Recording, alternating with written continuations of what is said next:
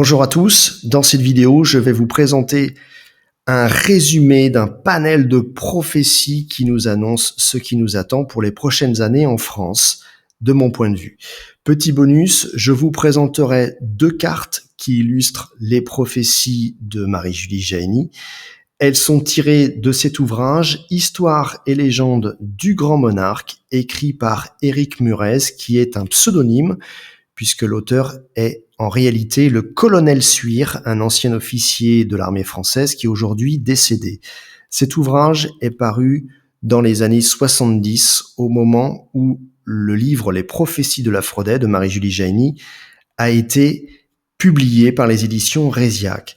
Et donc, ce colonel de l'armée française, comme beaucoup d'autres, a étudié les prophéties de Marie-Julie Jahenny.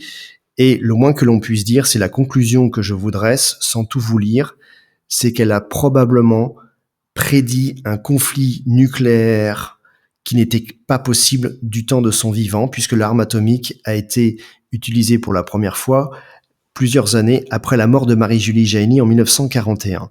Et donc, en bleu, déjà, je vais vous présenter ce qui s'est déjà produit et ce que Marie-Julie Jahenny ne pouvait sans doute pas prévoir du temps de son vivant, à savoir la restitution de l'Alsace et de la Lorraine. Elle l'a prédit dès la fin du 19e siècle, ce qui n'était pas possible à l'époque, puisque vous le savez, la Prusse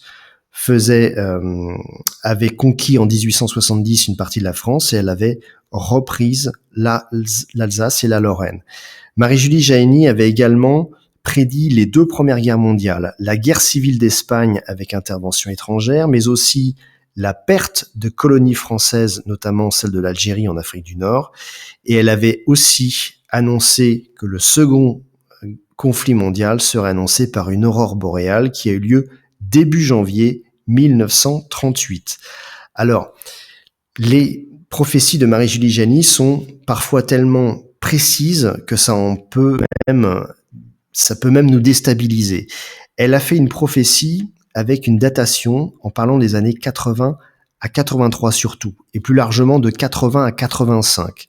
Alors, je vous mets en lien ici mon analyse personnelle de cette prophétie qui, de mon point de vue, correspondrait aux années 2021-2026.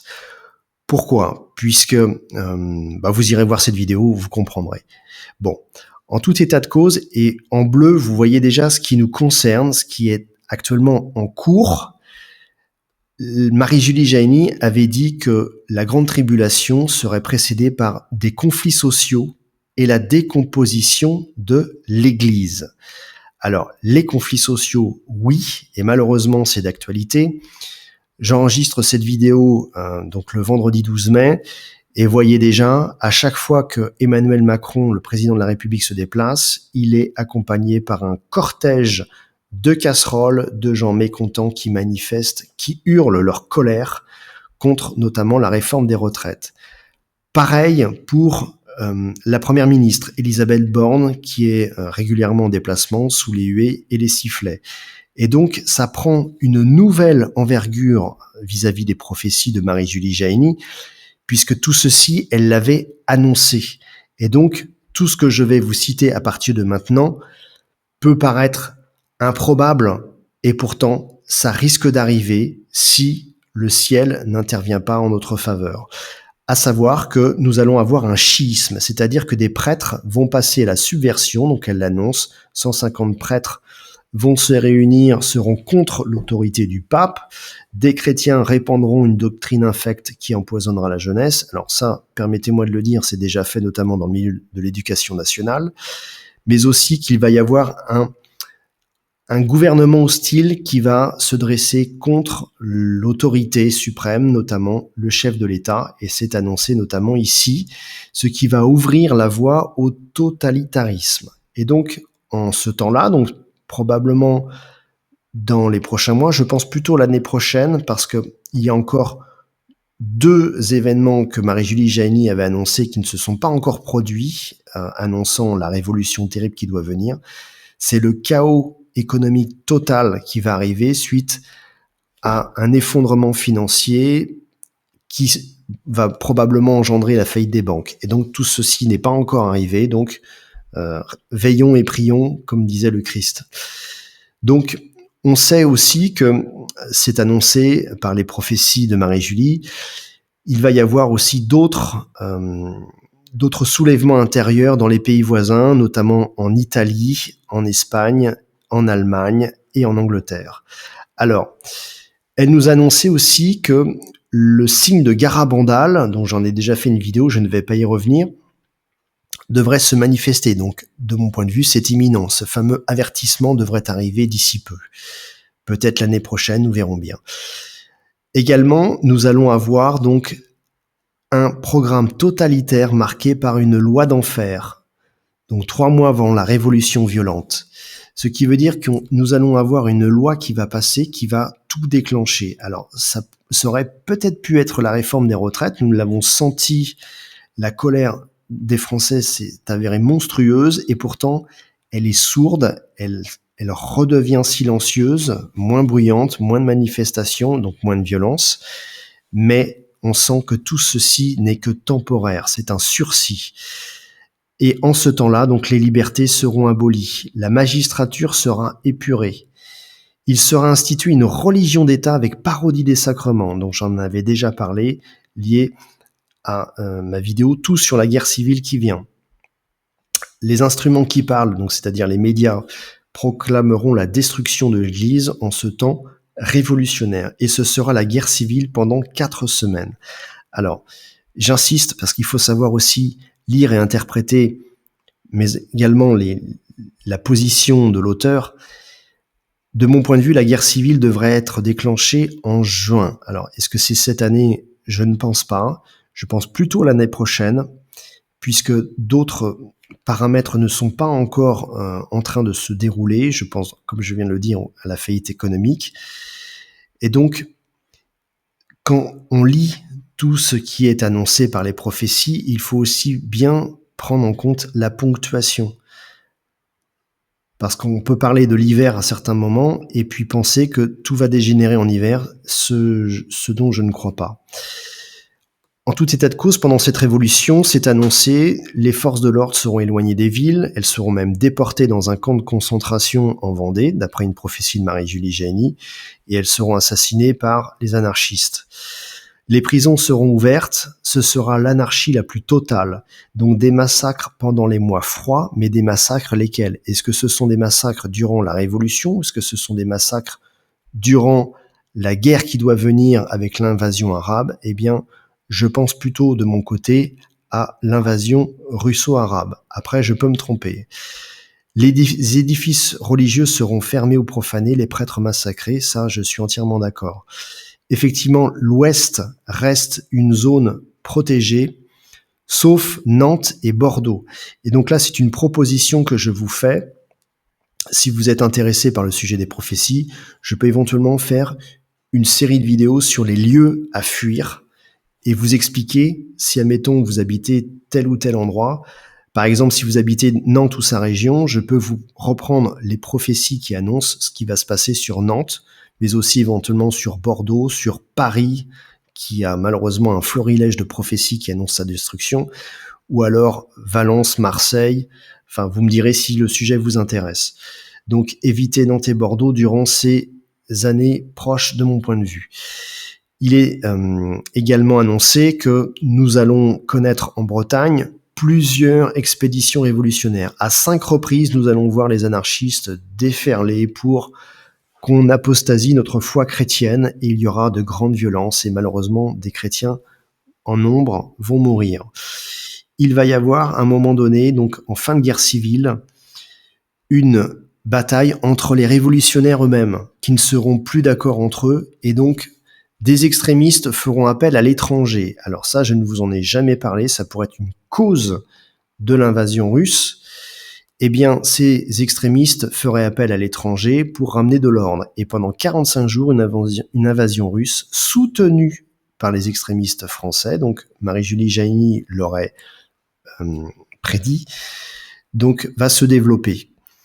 L'armée française serait balayée en 9 jours. Bon, un rapport du Sénat récemment a dit que l'armée française disposait de 3 jours de munitions. Donc, non seulement cette prophétie est probable. Malheureusement, je vois mal comment on pourrait se défendre si on n'a pas de munitions. Bref, c'est pathétique, mais c'est comme ça.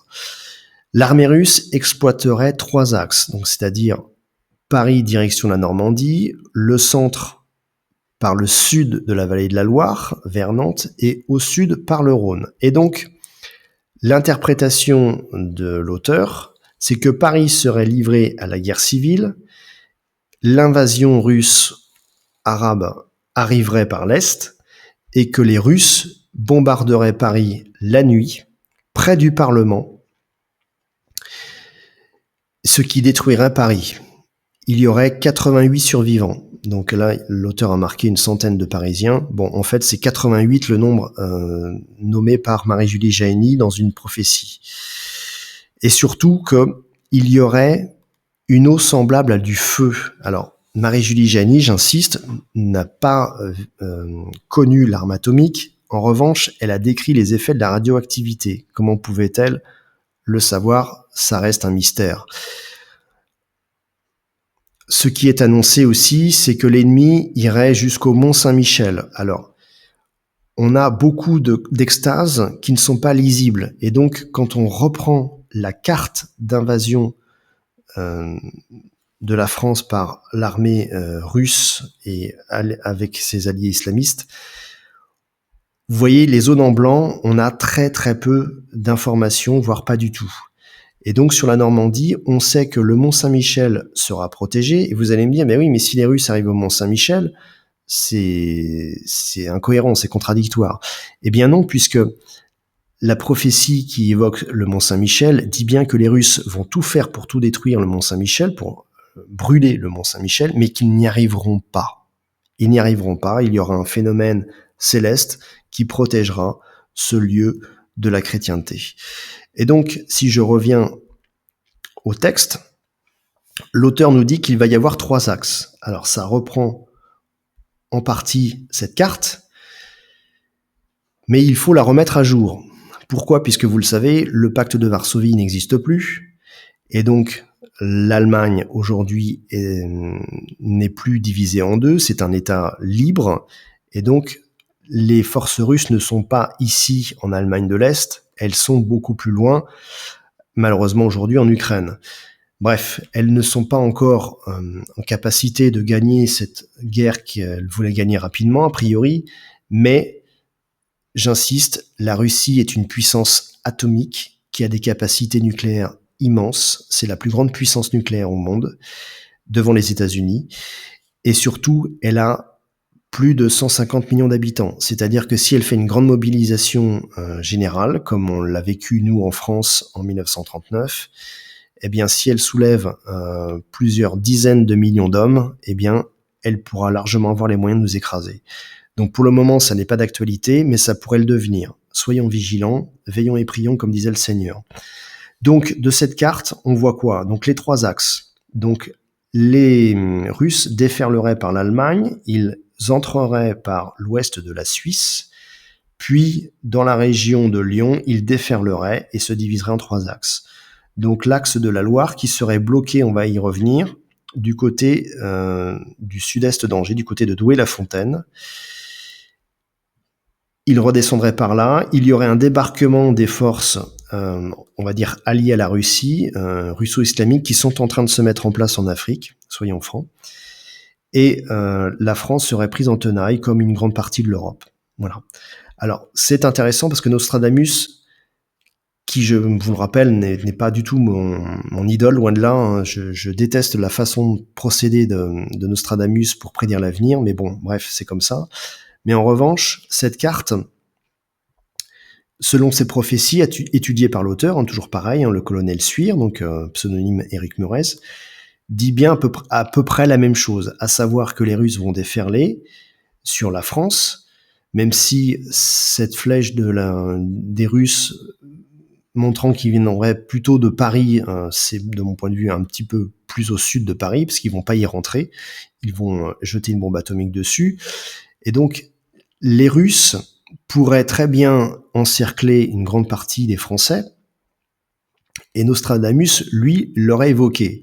Alors, Je n'étudie pas les prophéties Nostradamus car de mon point de vue, voilà, ça vient de la magie ou de la cabale, ou enfin c'est pas du tout mon truc, donc je n'y viens pas. Si le sujet vous intéresse, vous pourrez aller voir d'autres vidéos qui abordent le sujet. Bref, en tout état de cause, Marie-Julie Jahenny annonçait la destruction de Valence et Marseille. Donc si vous voulez que je fasse une vidéo sur le sujet pour reprendre d'autres prophéties qui évoquent cette région, je veux bien, vous me le mettrez en commentaire. Mais sur l'axe central, et là c'est important, sur l'axe de la Loire, c'est clairement annoncé par Marie-Julie Jahenny, mais aussi par le curé d'Ars. Donc je vous présente une prophétie du curé d'Ars. Donc vous pourrez retrouver ça sur la Bibliothèque nationale de France, sur le site Gallica. Il dit que l'armée de l'Ouest les arrêtera, donc les Prussiens. Donc à l'époque du curé d'Ars, on les appelait comme ça, les gens venant de l'Est, les Prussiens. L'armée de l'Ouest les arrêtera. Donc il disait même près de Poitiers dans une autre prophétie. Ah bah oui, tiens, elle est là. Les culbutera, donc les anéantira, et donc ils prendront la fuite pour rentrer dans leur pays.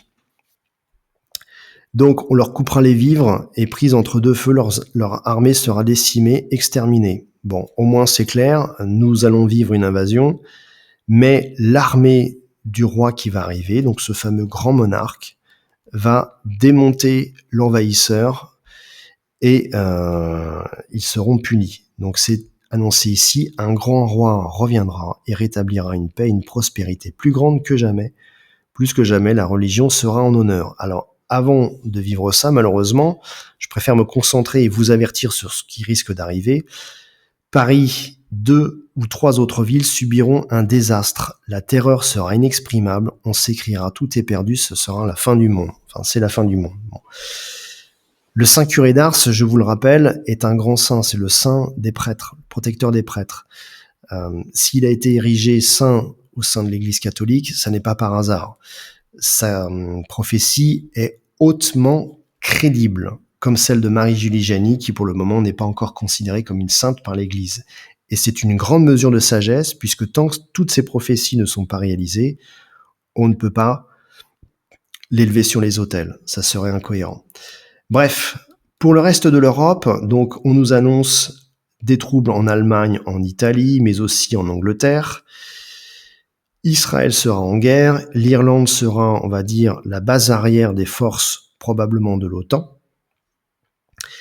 Et pourquoi je ne vous parle quasiment jamais des forces islamiques ? Eh bien, parce que c'est rarement cité dans les prophéties de Marie-Julie Jahenny. Elle nous avait annoncé que la France deviendrait mahométane et athée, mais l'invasion islamique, elle en parle peu. Ce n'est pas très clair. Bon. En tout état de cause, voici ce qu'elle nous annonce. Donc, durant la crise de l'invasion, avec des échanges nucléaires intégraux, notamment en Toscane et à la frontière franco-espagnole atlantique, et donc là, je reviens sur la carte de l'auteur, il devrait y avoir une force de résistance de l'OTAN ici, derrière l'obstacle naturel des Alpes, et donc, malheureusement, il devrait y avoir quelques petits échanges nucléaires, et notamment, il devrait y avoir la destruction de Saint-Sébastien, peut-être par les Russes, probablement par les Russes, pour justement cadenasser la résistance de l'OTAN. Bref, je reviens à ce que j'ai commencé à lire. Durant ces échanges intégraux, les terres agricoles seront malheureusement incultivables.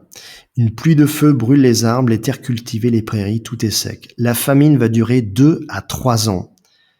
Donc, encore une fois, j'insiste, faites des réserves alimentaires si vous en avez les moyens, des pâtes, du riz, du chocolat, du café, enfin tout ce qu'il faut pour tenir pendant quelques mois minimum, si vous en avez les moyens pendant 2 à 3 ans.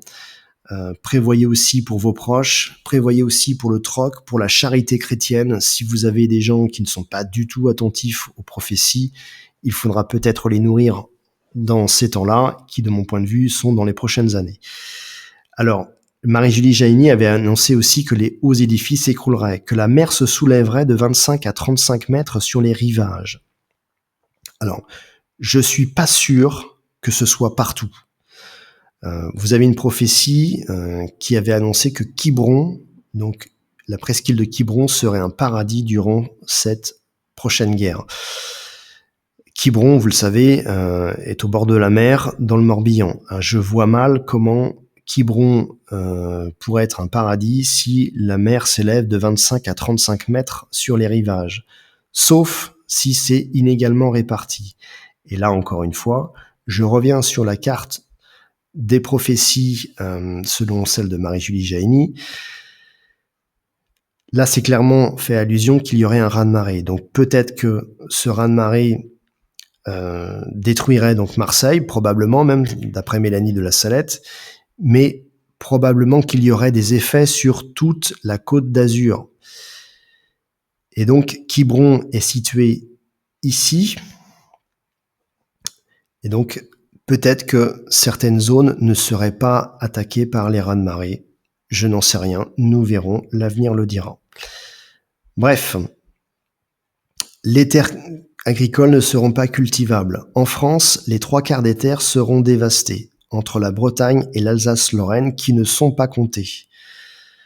Donc là, c'est une récurrente selon Marie-Julie Jahenny. La Bretagne sera, on va dire, le refuge plus ou moins solide pour les chrétiens en ces temps difficiles, mais l'Alsace-Lorraine devrait être aussi un endroit plutôt épargné par les grands châtiments annoncés, par les destructions durant la prochaine guerre à venir.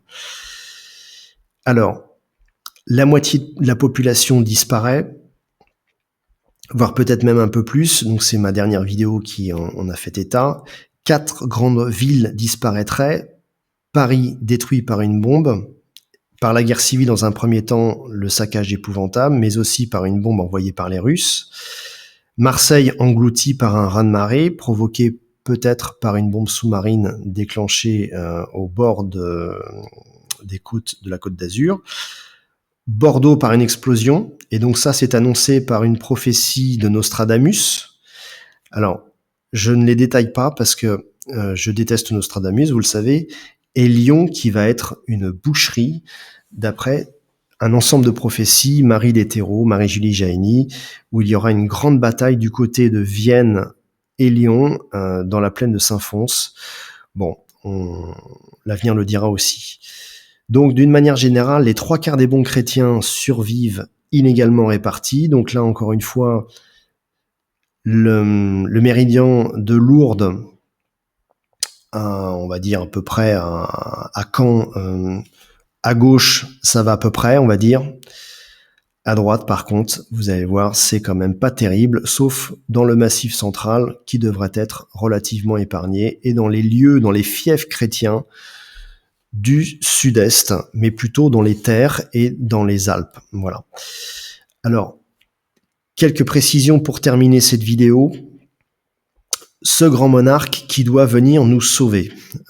Je passe certains passages qui me semblent pas très intéressants, où on va essayer politiquement d'instaurer un faux roi, peut-être un franc-maçon pour essayer de garder le pouvoir.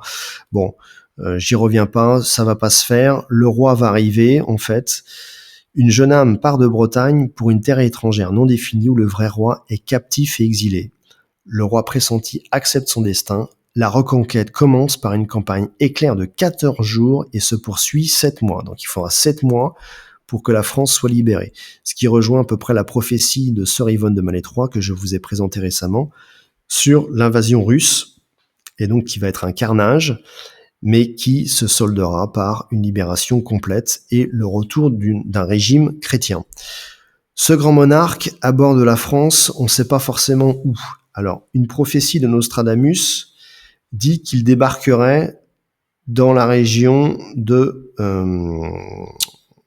l'estuaire de la Gironde. Et donc pas à Bordeaux, puisque Bordeaux va vivre vraiment une explosion. Enfin bon, bref, ça va être un désastre là aussi. Mais que on le voit paraître, on va dire par là, il réunit des gens dans les Pyrénées, il monte une armée, il y a des phénomènes célestes qui font que les chrétiens français commencent à rejoindre l'armée du grand monarque, et ailleurs commence la reconquête, tout se met en place, et petit à petit, les forces françaises qui resteront vont mater l'envahisseur russo-islamique, et les Russes seront mis en déroute et repartiraient par Pontarlier, enfin bon bref, par le Jura.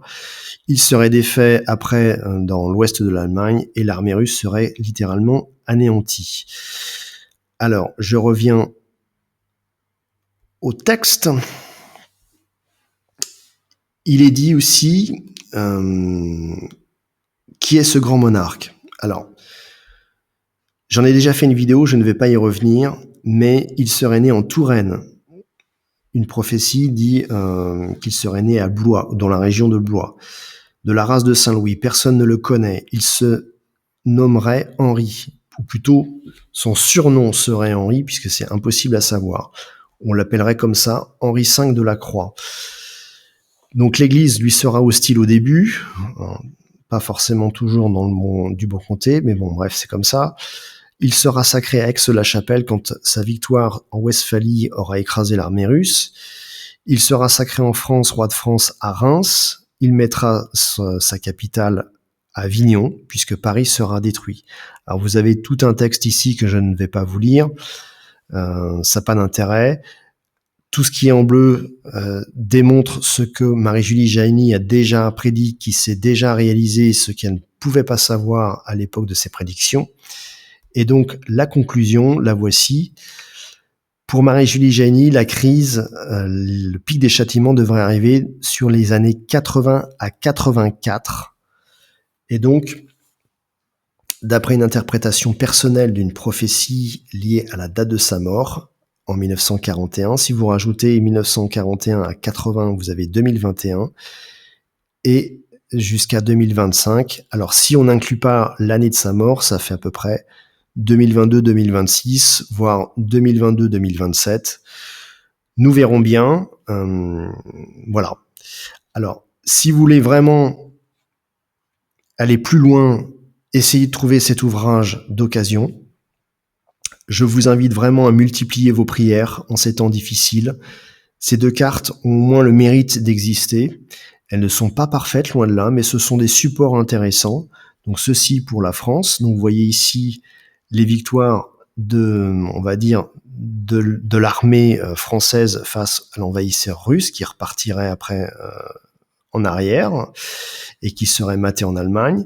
Et vous avez ici cette dernière carte qui fait office on va dire, de grandes lignes des prophéties, mais il faut la remettre à jour. Donc elle n'est pas parfaite. Le pacte de Varsovie, je l'ai déjà dit, n'existe plus. Les forces de l'OTAN sont moins présentes qu'à une certaine époque. La France est sortie de l'OTAN, puis elle vient d'y revenir depuis quelques années. Bon bref, il y a des choses qui ont changé, mais au moins ça a le mérite d'exister. Sur ce, que le Seigneur vous bénisse et vous protège en ces temps de folie, et j'insiste, faites des réserves, nous n'avons plus que quelques mois, de mon point de vue, avant le début des grands problèmes qui devraient arriver d'ici la fin d'année. Que le Seigneur vous bénisse et vous protège. Amen.